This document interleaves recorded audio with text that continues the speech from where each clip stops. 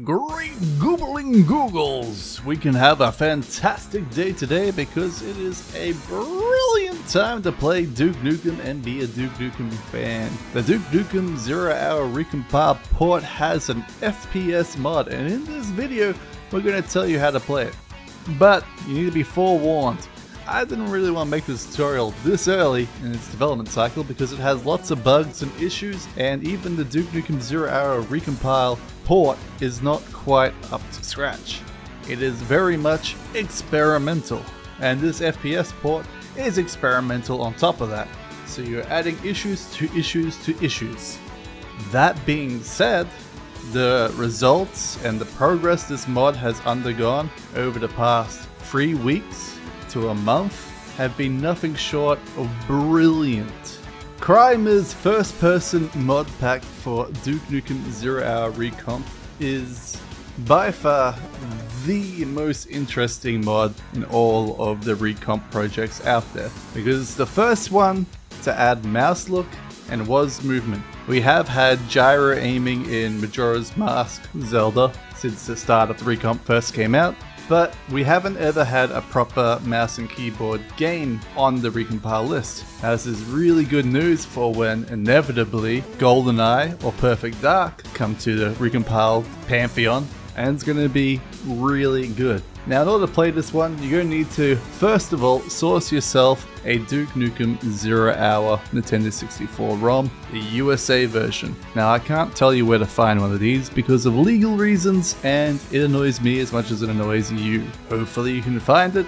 Once you can find it, you're then going to need to get Sonic DC's Duke Nukem Zero Hour Recomp. Now I don't recommend going down this way, but this is how you do it. You head over to the link in the description below, the DNZH Recomp releases, and then you download the latest one, and you then install the mods separately to this Recompile. To get these mods, you then need to go to Crimer's first person mod pack over on the link in the description below, and you want to scroll down to not the all-in-one package, to the mods only package in the work in progress latest. Now I must again emphasize, this is a work in progress. There are bugs, there are issues, especially visually.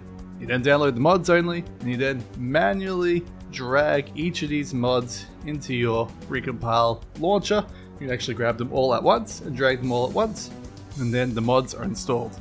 You then need to set it to be 4x3 locked. If you don't have it 4x3 locked, you'll get a bunch of visual artifacts on the left and right of the screen package, which will cause problems. Or, if you don't want to go through this direction, you can download the all-in-one package, which I kind of recommend because it makes it a lot easier to have the default settings and all the mods included and installed properly.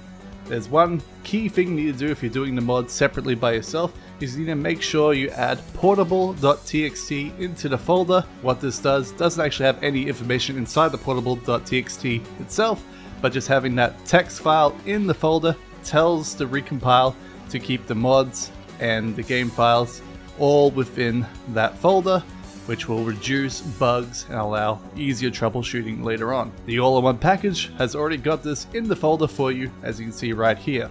Once you've done this, you can just launch the game.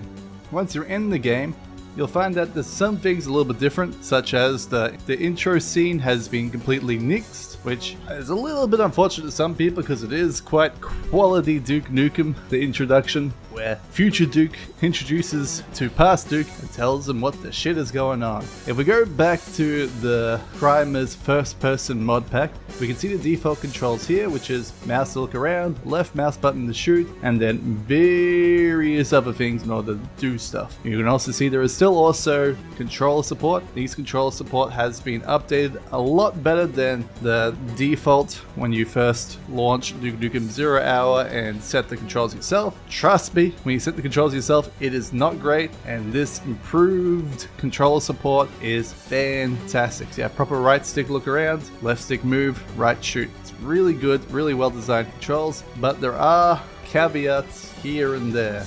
And finally, the most important thing you need to check from this page is pressing M to toggle mouse look on and off. If you have the game in windowed mode, your mouse, while still being able to mouse look around, will still be moving around on your desktop invisibly, and you will click random stuff. All it does is locks it to that screen when you press the M button. So you can't go from one screen to your second screen. It just stays on your first main monitor.